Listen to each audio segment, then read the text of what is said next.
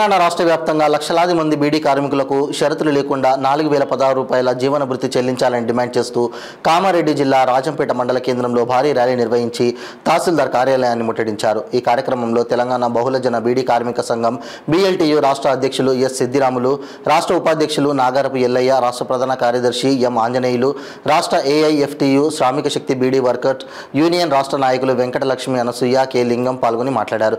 ఈ సందర్భంగా ఎస్ సిద్దిరాములు మాట్లాడుతూ గత 15 రోజులుగా కామారెడ్డి నియోజకవర్గంలో వేలాది మంది బహుజన కులాలకు చెందిన బీడీ కార్మికులు జీవన భృతి చెల్లించాలని ఆందోళనలు చేస్తుంటే స్థానిక ఎమ్మెల్యేకు కనిపించడం లేదా అని ప్రశ్నించారు।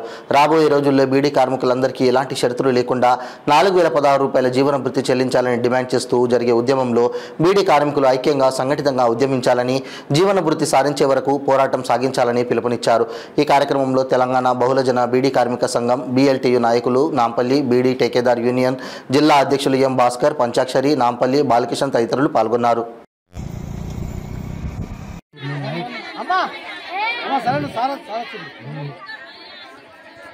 అమ్మా విషయము మనం ఎందుకోసం వచ్చినామో ఇప్పటిదాకా మేము మాట్లాడినాం। తర్వాత సార్ కూడా మన విషయాలను విన్నాడు। తర్వాత ఇక్కడ వచ్చిన వాళ్ళందరూ PF వాళ్ళ నాన్ PF వాళ్ళని అడిగాడు। వీళ్ళంతా వచ్చిన వాళ్ళు PF వాళ్ళే అని చెప్పాము। అయితే ఇక్కడ రాని వాళ్ళు వచ్చారు, దీని మీద మీరు ఏం చేస్తారు, ఒక 2 నిమిషాలు చెప్పండి అని చెప్పాము। సార్ మాట్లాడుతుంటుండు, మీరు సైలెంట్గా ఉంటే దీని విషయంలో ఏం చేస్తాడో చెప్తాడు। మనం ఇది అయిపోయినాక మనం దరఖాస్తు వేసి ఇద్దాము। ఈ సార్ వెళ్ళిపోతాడట, 2 నిమిషాలు మీరు చెప్పండి సార్।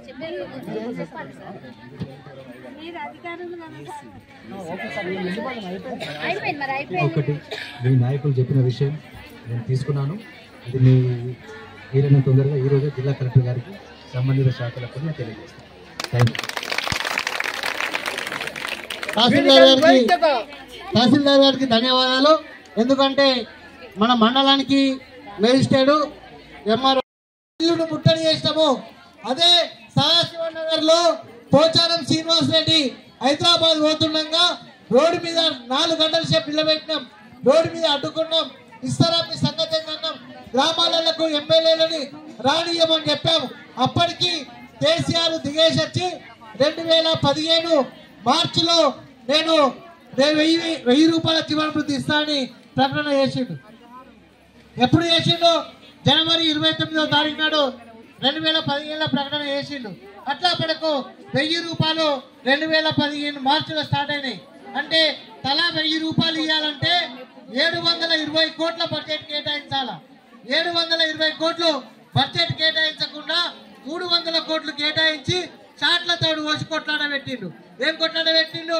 అత్తకిస్తే కోడలికి అన్నాడు, కోడలికి ఇస్తే అత్తకి అన్నాడు, కొర్రీలు పెట్టిండు। అవునా కదా? అత్త కోడళ్ళ మధ్యలో కొర్రీలు పెట్టిండు। చాలా మంది అత్తలని ఊరు బయటకు వెళ్ళగొట్టిరు, ఇంట్లోకి వెళ్ళగొట్టిరు। అవమానం భరించలేక అక్కడక్కడ ఆత్మహత్యలు చేసుకొని చనిపోయారు। ఈ 1000 రూపాయల భూములు ఈ సంగతి ఏంటిది? ఈ 1000 రూపాయలతో కిరికిరని మళ్ళా కొట్లాడితే ఆనాడు మనం ఏమన్నాము? నీ ఇంట్లో 5 ఉద్యోగాలు ఉన్నాయి, కేసీఆర్ ఇంట్లో 5 ఉద్యోగాలు ఉన్నాయి। కేసీఆర్ ముఖ్యమంత్రి, కవిత MP, మరి కొడుకు KTR మంత్రి, హరీష్ రావు మంత్రి, సంతోష్ కుమార్ రాజ్యసభ సభ్యుడు।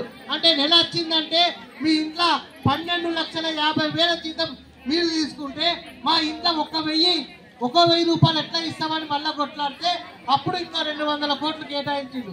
200 కోట్లు కేటాయించి ఏం చేసిండు? 2014 కట్ ఆఫ్ డేట్ పెట్టిండు।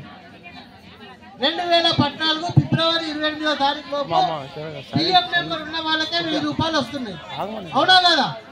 2014 మార్చిలో వచ్చిన వాళ్ళకు కూడా వాళ్ళకి PF నెంబర్ ఉన్న వాళ్ళకు రావడం లేదు। అది మెల్లగా 2018 దాకా జరుపుకొచ్చిండు। మళ్ళా 2018లో మళ్ళీ ఇప్పుడే ఓట్లు వచ్చినాయి। మళ్ళా 2018లో మళ్ళా కేసీఆర్ 2016 ఇస్తా అని మాట్లాడిండు। మనం 2016 ఇస్తేనే ఓటేస్తామని అన్నామా? అయినంతలో అయిందే 2016 రూపాయలు ఇస్తా అని చెప్పిండు। మళ్ళా నమ్మినాం, ఎందుకంటే ఇస్తున్నచ్చని ఒక భ్రమపడ్డాం। ఇంకేమన్నాడు? అందరికీ ఎలాంటి షరతులు లేకుండా ఇస్తా, నా టేకేదార్లో బీకేదార్లో ఉంటాడట, వాళ్ళకు కూడా ఇస్తా అని చెప్పిండు। చెప్తే మనం నమ్మినాము। మళ్ళా 2వసారి కేసీఆర్ కు ముఖ్యమంత్రి చేసినాం। 2వసారి ముఖ్యమంత్రి చేస్తే మరి 2018 పోయింది, మళ్ళా 2023 వచ్చింది। మళ్ళా 2023లో ఏం చేసిండు? 2023 ఎన్నికల ఒక 6 నెలలు ఎన్నికలు వస్తాయంటే అనంగా ఏం చేసిండు, ఈ ఓట్లన్నీ పడాలంటే ఈ అందరికీ ఇవ్వకుండా టేకదారులకు ఇస్తే ఖచ్చితంగా నేను గెలుస్తానే ఉద్దేశంతో టేకదారులను పిలిచి టేకదారులకు జీవన వృత్తి స్టార్ట్ చేసిండు. మరి బీడీ కార్మికులు ఏం పాపం చేసిండ్రు అంటే బీడీ కార్మికులు ఇవాళ నీకు ఓటు వేయలేరా? మరి మన ఓటుతోనే గెలుస్తున్నారు కాబట్టి మరి బీడీ కార్మికులకు ఇవ్వకుండా టేకదారులకు ఇచ్చిండు. తర్వాత 2023 ఎన్నికలలో ఏం చెప్పిండు, నేను ఇప్పుడు మళ్ళా నేను ముఖ్యమంత్రి అయితే నేను 5,016 రూపాయలు చేస్తా, మెల్లగా మెల్లగా 5 ఏళ్లలో 5,016 రూపాయలు చేస్తా, మమ్మల్ని అధికారంలో తీసుకురమ్మని చెప్పిండు. కాబట్టి మనము మోసపోకుండా ఆ కేసీఆర్ ను పొందబెట్టాము.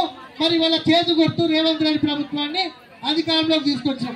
మరి ఈ చేతి గుర్తు రేవంత్ రెడ్డి ప్రభుత్వం కూడా ఏం చెప్పింది, నేను 4,016 రూపాయలు ఇస్తా, ఎలాంటి షరతులు లేకుండా నేను ముఖ్యమంత్రి అయితే 4,016 రూపాయలు ఇస్తా అని మన రేవంత్ రెడ్డి ఎన్నికలలో మాట్లాడిండు. దాంతో పాటు మహిళలు ఆడవాళ్ళు ఎవరైతే ఉన్నారో వాళ్లకు 2,500 రూపాయల పెన్షన్ ఇస్తా అని చెప్పిండు. మహిళలను ఎక్కడున్నా ఆడవాళ్లకు 2,500 రూపాయలు ఇస్తా అన్నాడు. రైతులకు రుణమాఫీ అన్నాడు, బస్సు ఫ్రీ